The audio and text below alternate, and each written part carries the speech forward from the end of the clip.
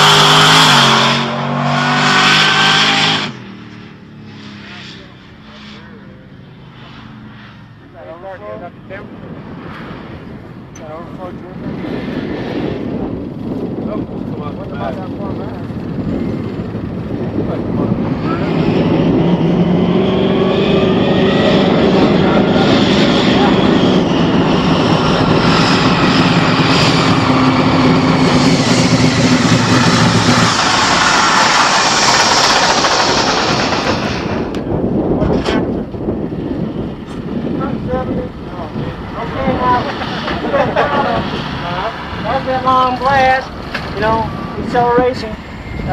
Oil pressure dropped off with it. As soon as it's coasted, it came back up. We're pumping it all to the top again. Yeah. Just smell the oil like some other. Well, when you blasted down through here, you dropped oil from the motor down the road. At the very end, I was blasting. Oil pressure dripping down, so it backed off and came right back up instantly. So we're pumping it up. Oh, the other night we cracked the throttle and popped it off the valve. We don't just need high gear. Huh? You just need high gear.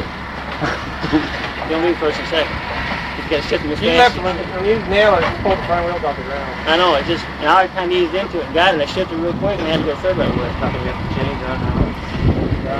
How close did it come to the body on the turns? Nowhere near it.